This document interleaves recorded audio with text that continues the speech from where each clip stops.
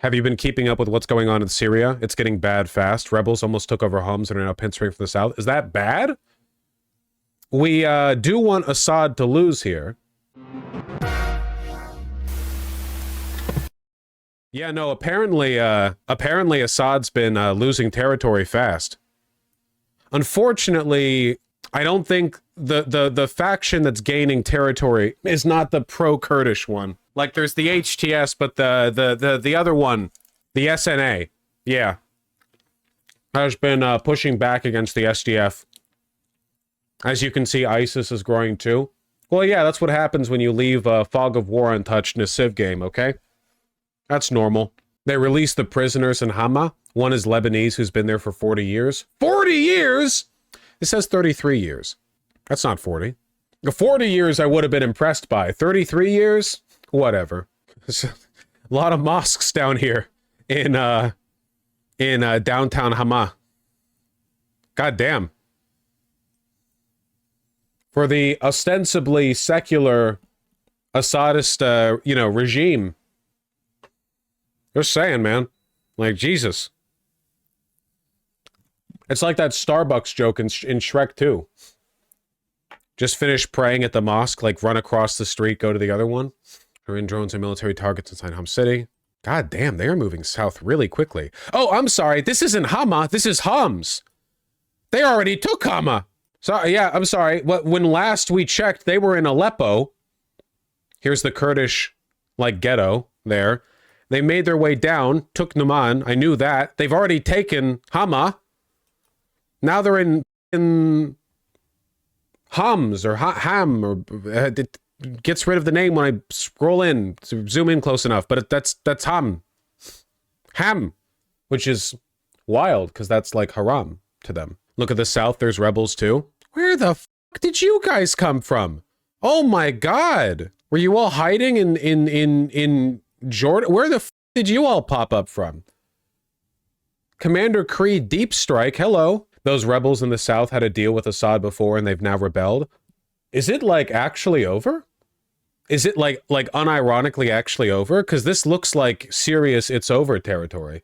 Like the idea of Assad being able to regain control of Syria. They're right next to Damascus, dude. Syria's been in the civil war since 2012. Yeah, and it looks like, I mean, the civil war is probably going to continue for a while, but it looks like, I mean, nothing has meaningfully happened in the civil war for quite a while. Kurds took some territory from Assad as well. Yeah, this is the bridge that they built over this way. There are so many factions, man. Yellow's Kurdish, and then you've got different shades of green for varying states of control. Assad was in this place at some point when Russia bailed him out. I don't think Russia has the resources to save Assad's ass a second time. Not against this. I hope all the teams are having fun at least. Oh, man. I hope ISIS doesn't turn out to be too much of an issue. In fairness, how many people live here? Okay, they say ISIS controls this area. How many people live here? I see a road. We have, what is this, an airstrip? With, one neighborhood? Okay, sure, they control the area. Fine. Is green fighting yellow? Some of green, there are so many different shades of green, I can't keep them all apart. I apologize for that. Some of green are made up of the Turkish-backed, the SNA. And the SNA are 99% Hitler. They're backed by Turkey, and Turkey doesn't like Kurds, so they fought against the YPG, who we support. We are pro-YPG. This is a pro-Kurdish, this ain't your, Hakim's YouTube channel or whatever. We don't think Kurds deserve to be gassed. I'm afraid it's bad news for Syrians because Lebanon and Jordan are not going to allow in refugees, it looks like. Well, that makes sense. People generally don't like refugees. Look, I mean, the hope would be that this ends up resolving fast enough that there won't be a need for that many refugees, right? Obviously, millions and millions and millions of people have fled Syria because of the civil war. Maybe this is like a hammer blow that comes down fast enough that it kind of resolves a little bit. I'm not saying there's not going to be a lot of human suffering. I'm just saying there already was a lot of human suffering. Maybe this is kind of like maybe this is the pain of having the dagger removed from your back. HTS and YPG are friends now. Yeah, I'm not worried about HTS. The leader of HTS, our boy, Julani, apparently got interviewed by CNN. They just posted this. I want to watch it. Also, when I say our boy, I'm saying this satirically. I do not actually think that this former Al-Qaeda associate is like a uniformly good person. I am only saying that of the varying forces present in Syria right now, he is currently the change maker, and it is possible the change that he makes is a positive one for the region, because the current state of the region is so bad that even a we'll say lightly morally imperfect individual such as him can Syrian rebel forces have now taken over Hama. That is the second major city they've captured since launching a surprise offensive last week.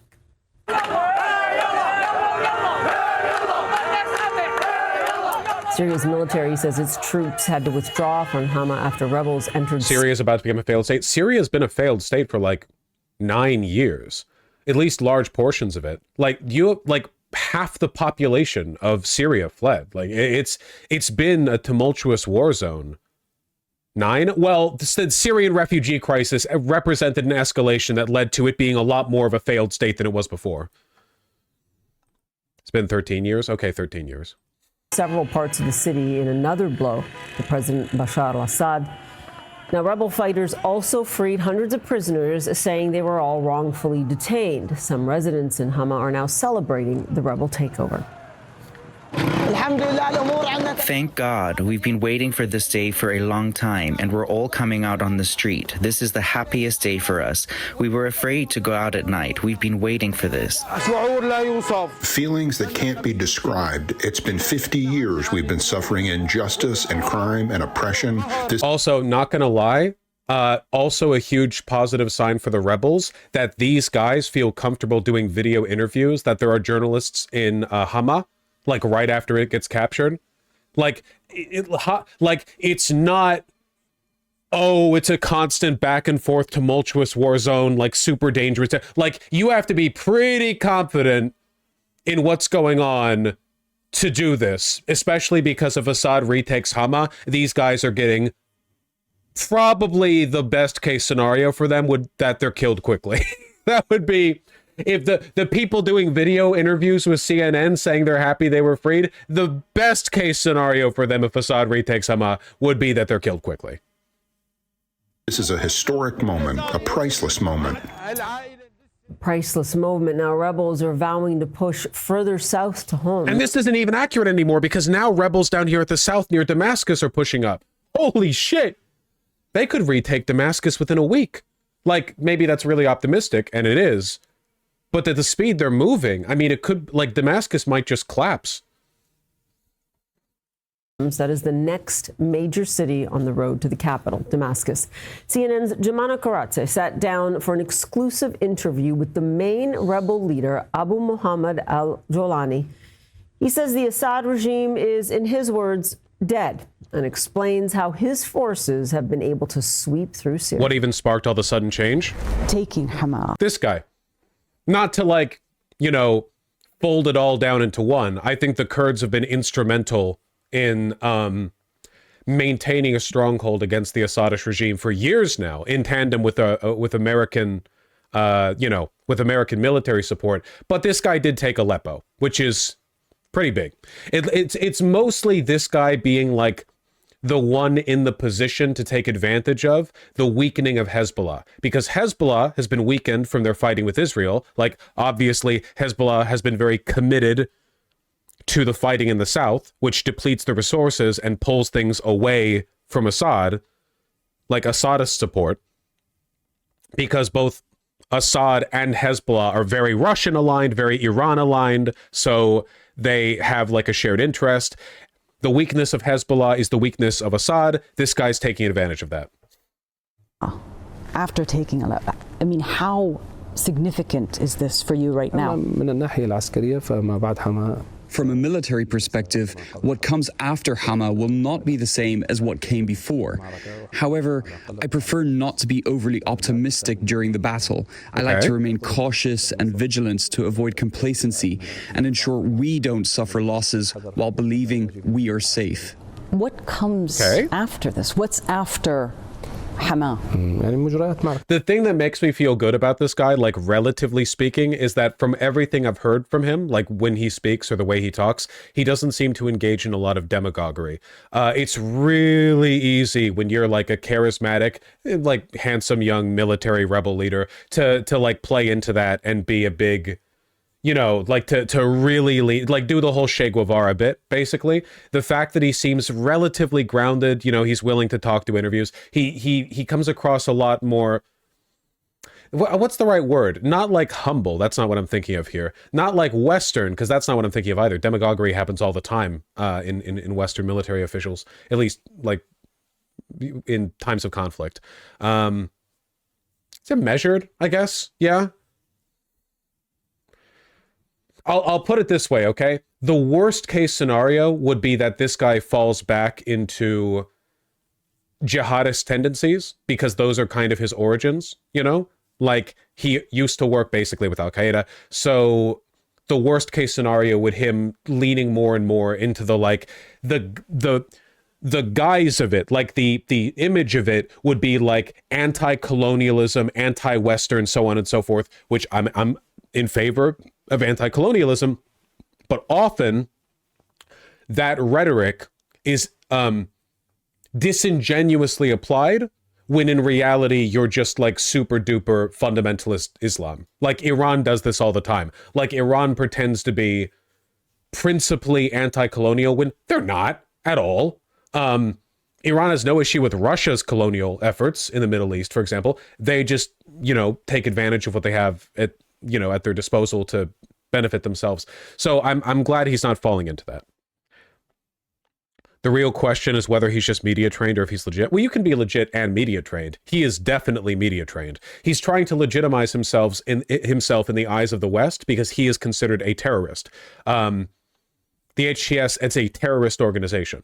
So he is probably hoping to get that designation removed, because if it's not removed, he doesn't have a very good shot at managing Syria if Assad loses. Like, it will be much harder to run Syria with a legitimate government if the ruling party is considered, like a terrorist organization. He said he plans to have local people's council style of governance, like bottom up. That's how the Rojavans like to do things. I really hope they're not left out of the conversation. The course of the battle, as for the secrets of the battle, let's leave them to the unfolding events. You will witness them in reality, which is better than discussing them now. In a matter of days, you have taken major cities. What's changed? How are you able to do this now? In recent years, there has been a unification of internal opinions and the establishment of institutional structures within the liberated areas of Syria. Sorry, wait, I might have been incorrect. I don't know if HTS itself is on the terrorist group list. This man, Julani, is a designated global terrorist, though. The U.S. State Department listed al-Julani as a specially designated global terrorist in May 2013. So I don't know if the organization itself is the designated terrorist. It is him, though. And also keep in mind, this is his main image on Wikipedia. So take a note of how he looks here versus how he looks here. I think an effort is being made to get his ass off the list. You know what I'm talking about, right? This is a complicated issue, but like, speaking frankly, I think he wants to get off that list. This institutionalization included the restructuring within military factions. They entered unified training camps and developed a sense of discipline. This discipline allowed them, with God's guidance, to engage in a battle in an organized manner. The progress and execution of plans have been swift, with clear communication and adherence to commands. They stop where they should stop and withdraw where they should withdraw. The revolution has transitioned from chaos and randomness to a state of order, both in civil and institutional. Okay, I've finally looked it up. I've clarified. He is on the global terrorist watch list. HTS is also considered a terrorist group by the United States and other nations. So it's both. It's both. Yeah, okay, just wanted to clarify. Institutional matters and in military operations alike. Some believe this is happening because the allies of the Assad regime, the Russians, Hezbollah, Iran, that they're weakened, they're preoccupied with other wars. And this is why we are seeing this happen right now. And the Syrian regime itself weakened. Is this what is happening right now? You have to acknowledge he's literally dressed/groomed to look as much like Zelensky as possible. Well, you're saying that because Zelensky wears dressed down military clothing, and you're not used to seeing world leaders dressed like that. But he is also wearing dressed down military clothing, yeah. I do think it is notable he is wearing dressed down military clothing with basically no cultural or religious signifiers, if that makes any sense. There are plenty of like localized Syrian or like broader, you know, stylistic decisions you can make in terms of how you're presenting yourself.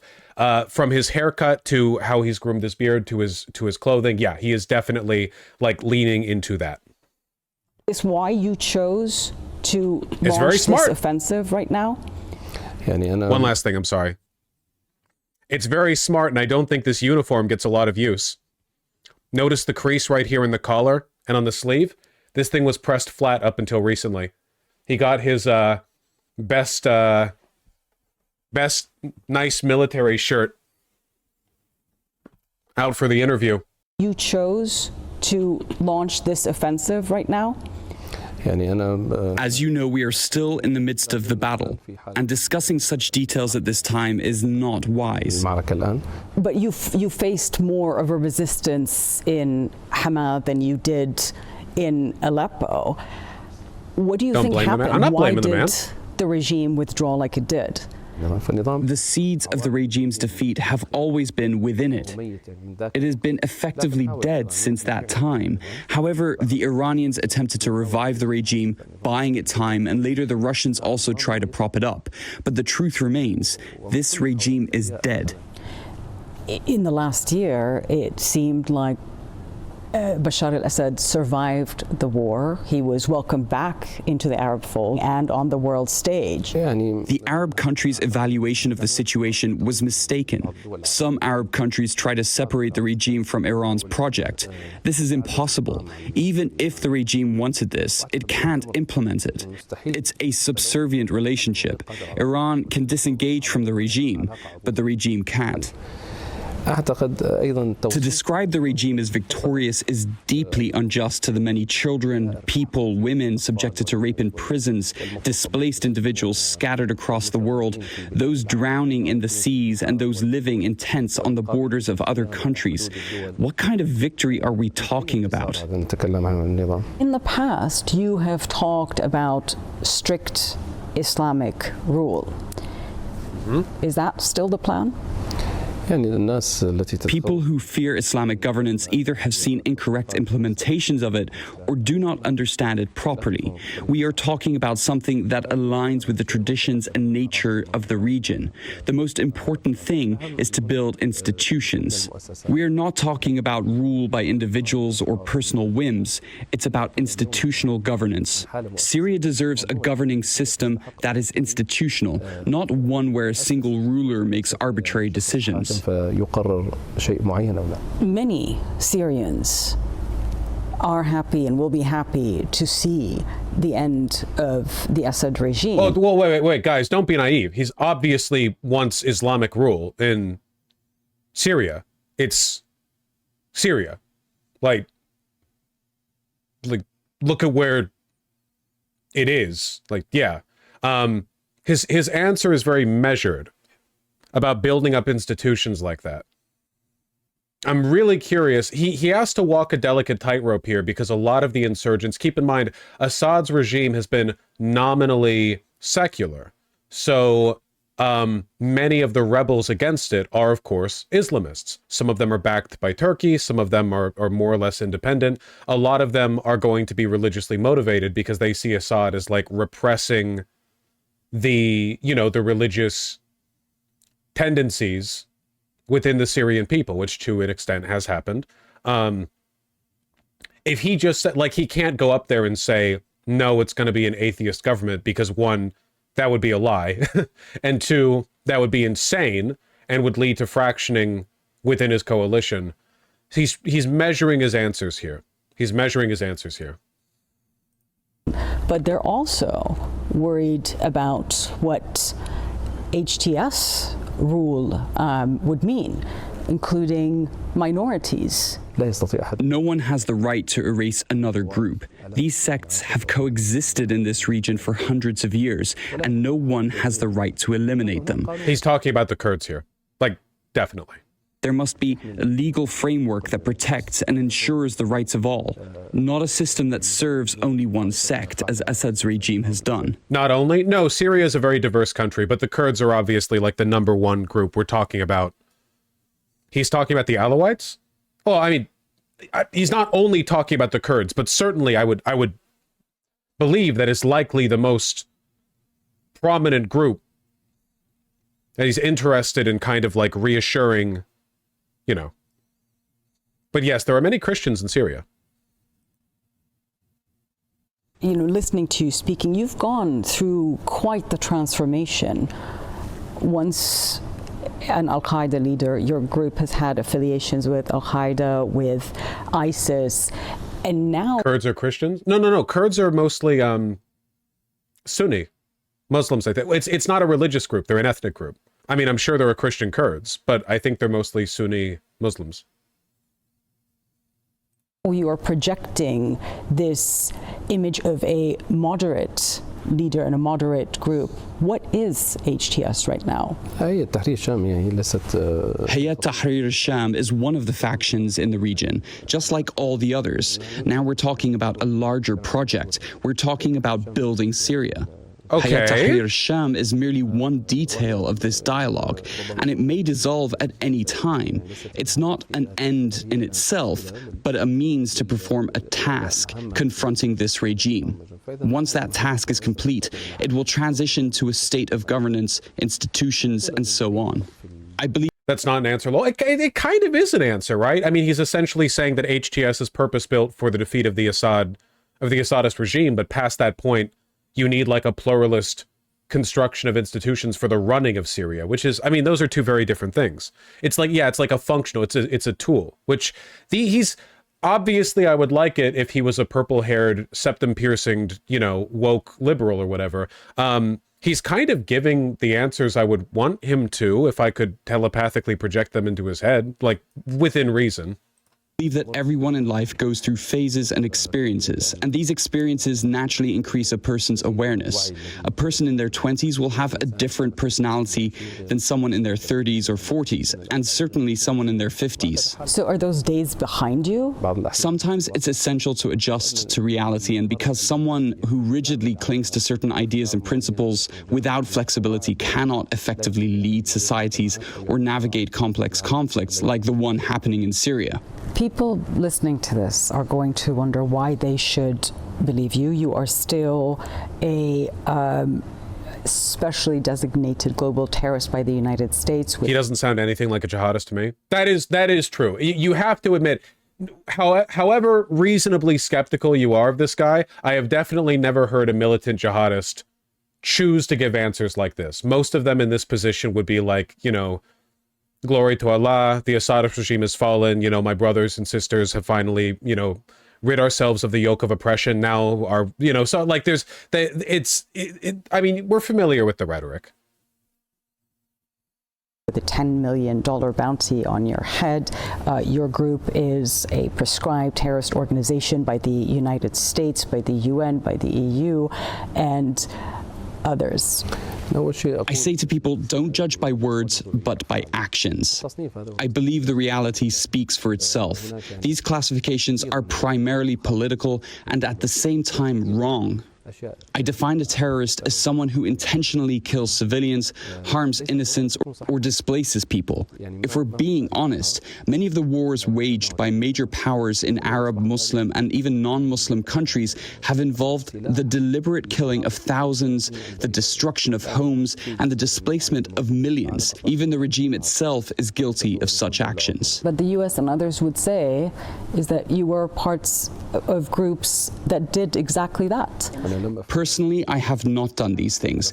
He is completely correct, by the way. If your designation of a terrorist is like you participated in or you were part of a group that killed innocents in the Middle East, then brother, I've got some designations to slap on the chests of basically every single person in the West. That is completely correct. You can't deny it. You can't, like, it's an undefeatable argument, essentially. It would be one thing if he was around, like, personally beheading, I don't know, Syrian Christians or whatever on a bender, but it's like basically any anti-West organization operating in the Middle East at any point has gotten slapped with this designation. Meanwhile, of course, Israel and America have killed countless innocents in the region to essentially no one calls them terrorists, blah, blah, blah. Donald Trump was literally pardoning war criminals. I mean, how far do you have to go? Like, it's not just like, oh, America's killed innocents in the Middle East. It's we've killed innocents in the Middle East. And then even the ones who were so bad, they got slapped with these charges. They were getting direct pardons from the president. It's just not, it's not a fair assessment. It's not a fair game. Situation must be understood in its historical context. There was a massive war in Iraq that deeply stirred people's emotions, prompting many to go there. The circumstances of that war led people to various places, and my path led me to one of those locations. Given my level of awareness and my young age at the time, my actions evolved to where I am today. He fought American troops in Iraq, which, like, considering the fact that basically everyone, even in America at this point, acknowledges that the Iraq war was bad, I don't know how much antipathy we can reserve for people who are on the other side of it. I mean, yeah, whom amongst us?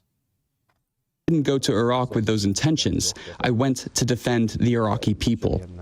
When I returned to Syria, I didn't want to bring what happened in Iraq into Syria. That's why there were disagreements between us and ISIS. People would be wondering why you've agreed to speak with us. What is happening in Syria is significant for the entire world. This event has positive repercussions globally because under the regime's rule, Syria became a source of concern and trouble for everyone. Stabilizing Syria will bring many people back. Today, in the liberated areas, about 1/3 of the population lives in camps, approximately 1.5 million people. Jesus. I believe we can soon reach a point where there are no camps. With the rehabilitation of the liberated areas, people will return to their homes. Many refugees in Turkey will likely return, as will a significant number of refugees in Lebanon and Jordan. Even refugees in Europe may return to rebuild their country. A fascinating interview there. I want to thank Joanna Karatse. God damn. I mean, yeah, I maintain skepticism because, like, there's still a million ways things can go wrong, but, like, come on, allow yourself some level of, like, what more can you hope for in Syria? Has he said what his position on Rojava is? Yeah, he put out a statement essentially saying, like, there are brothers, don't fight them, don't kill them, basically. Yeah, he literally said diversity is our strength. Thanks, Washington Institute. How Syria's diversity-friendly jihadists. They're not jihadists. I'm push back against this shit, man. HTS rebel group sweeping Syria tries to shed its jihadist image. The chauvinism and arrogance of Western media, man. In Idlib, the population is mostly Sufi, a popular and more classic form of Syrian Islam, he said. We've seen HTS evolve little by little, abandoning its original Salafist line to better adapt itself to those it was supposed to be governing. Other experts have noted that minorities such as the Druze and the Kurds also enjoyed some protection.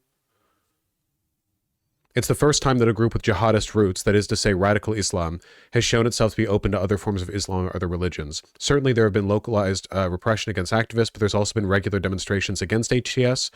And in those cases, al-Golani engaged in the kinds of negotiations that we've usually seen elsewhere.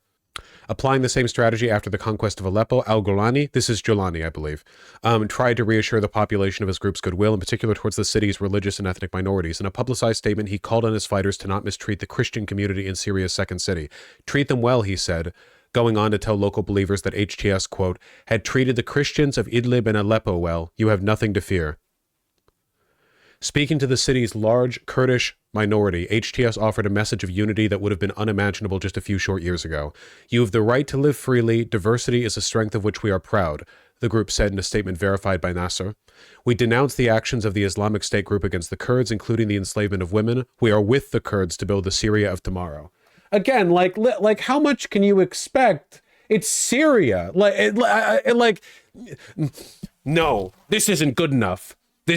I know he's been fighting ISIS for years, but they fought against American troops back in Iraq in 2004. Like, come on. Jesus. This charm offensive is what happened in Afghanistan before the Taliban took over. The Taliban never talked like this. Also, no, I don't think that's comparable. The Taliban never had an arc like al-Julani and the HTS, not even close.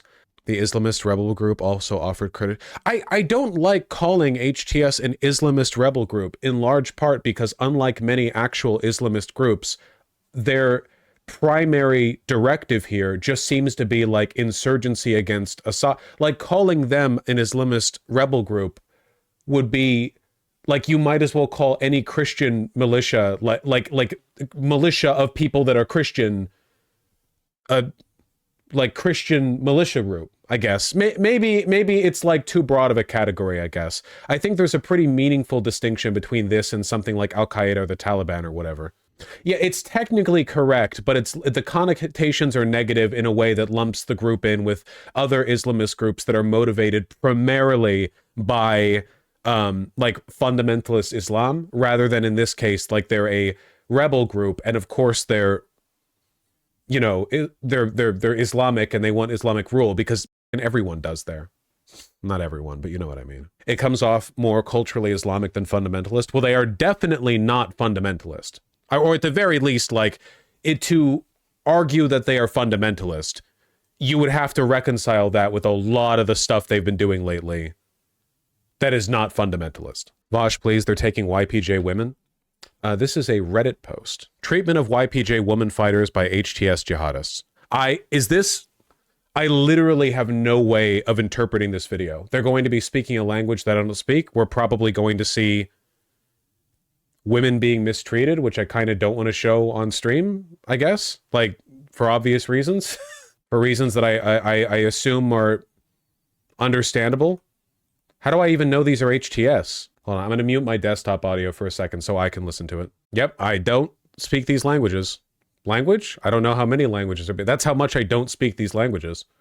I don't even know if multiple languages are being spoken. I also haven't seen anything bad yet. It looks like they've... Okay, there's a lady being carried out of a truck. I mean, that looks pretty bad. Like, he grabbed her kind of rough. It looks like he just grabbed her kind of rough. That was actually way less bad than I thought.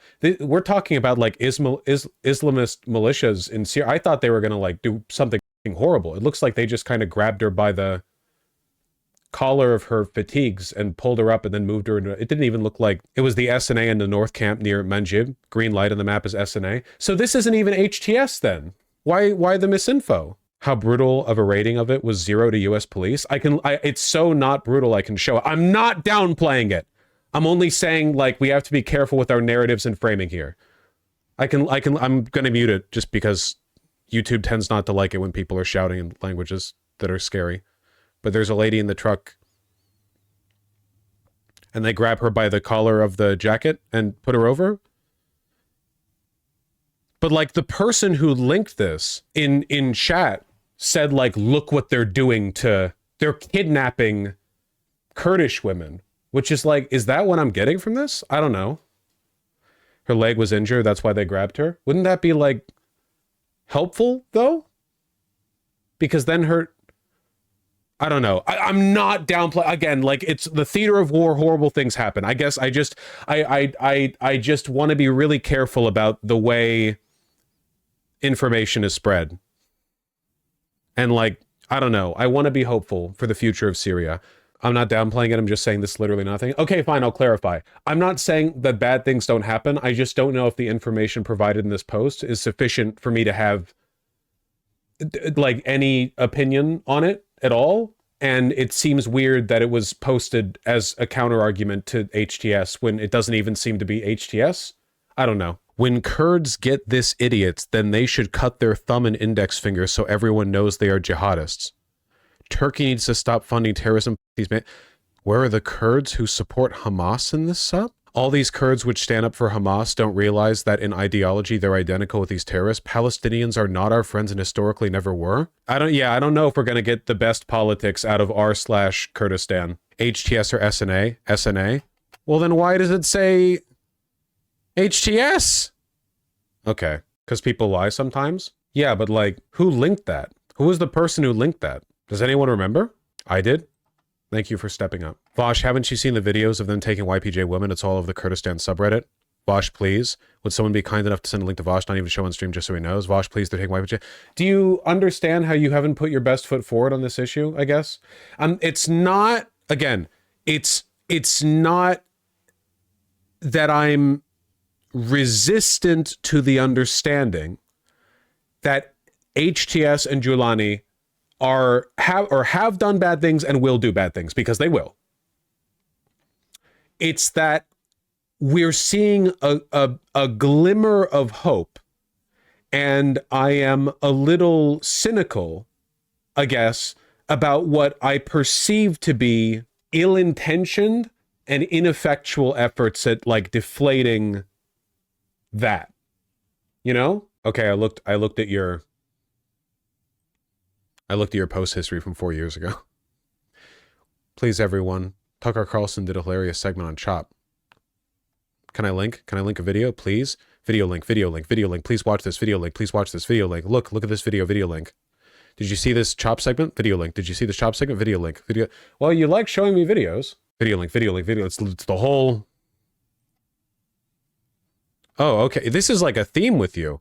Okay, for people wondering why we've been muting for 10 minutes, for like unpropped and linkers, there's a cultural change. But did you see the Chop segment? I'm gonna be honest with you, it was 4.5 years ago. I don't remember. Here's why you won't get a good perspective from that subreddit. Look at number 4 and look at world news /r/xmuslim, all the subs, and you will see. Similar subreddits to r/Kurdistan by user overlap. 2 Middle East for you, ex-Muslim, curly hair, Israel. Yeah. Unfortunately, I've seen a lot of this, especially with ex-Muslim, which is that like there's a huge overlap, like Venn diagram overlap, where a lot of former Muslims are really Islamophobic and not in a justifiable way, and a lot of people who are Islamophobic pump that up, you know? Like they'll be like, yeah, I was raised Muslim and now I'm not, and this is why I think the entire Middle East should be glassed. And then a bunch of people who have never been Muslim will be like, upvote, yep, you know? r/Lebanon overlap. Israel, what the fuck? The botting. Don't worry, they got Witcher 3 there as well. Zionists are really trying to actively control every sub that talks about this stuff. They just took over r/Jewish anti-Zionism and made it against the rules to be anti-Zionist. What? Jewish anti-Zionism. The subreddit's under new leadership. Zionism is the social liberation movement of the Jewish people. We should all be Zionists in Jewish anti-Zionism. Yeah. I saw the same thing happen with like every leftist subreddit get taken over by the same 15 people who, for one, and I'm being like sincere here, genuinely need to go outside. Like these people never log off. And they were all like pro-Russian campists. Like all of that. Like Stalin did nothing wrong types. moving into my only political priority is the defeat of the Democrats, no matter what happens to anyone type stuff. And they control like every leftist subreddit. That is true, Thana. You'd think if anything, like pro-Kurdistan people would be really hyped up by what's going on, right? I mean, this is the closest the, Rojava and the YPG have had to some breathing room in a really, really long time. Jesus, man. What the f is going on? What's the difference between these groups of people from the Kurdistan subreddit? October 7th, Hamas drags captured Israeli woman soldier, screams Allahu Akbar. December 1st, rebels kidnap Kurdish woman soldier, scream Allahu Akbar. This is just like unironic, like Islamophobic Israel. Like this is like it's so vulnerable. Yeah, it's just like slop posting. HTS was formerly the Syrian part of Al-Qaeda. Yeah, and since then they've been like fighting ISIS and shit. What do you...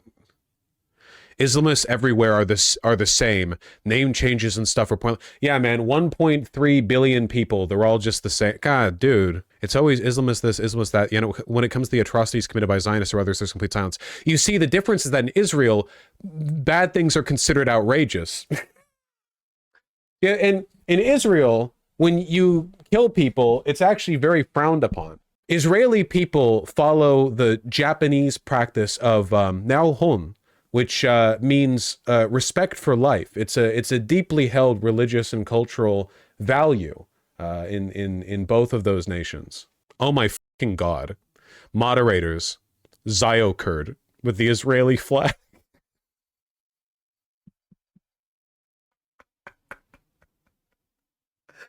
That's true. That's pretty true.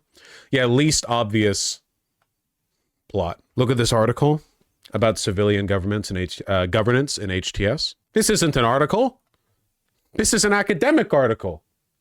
Oh man, you're really straining my attention span. Oh boy, just get to the conclusion. I've got a stream to run. Conclusion. Okay. Wait, when is this from? 4 years ago? Well, that's pretty outdated. Where does it say that, though? Armed groups like HTS, like Arar al-Sham in the past, have been responsive to changing environmental conditions by recognizing the necessity to forge ties with foreign countries and be accommodating with the population. Beyond existing debates on moderation and ideological change, this case suggests that jihadi groups can transform when external factors are willing to offer a way out of AQ and IS. Yeah, historical materialism. Against the backdrop of current debates on great power politics and foreign intervention, Northwest Syria illustrates some of the shortcomings of the counterterrorism, counter-insurgency strategies pursued those decades.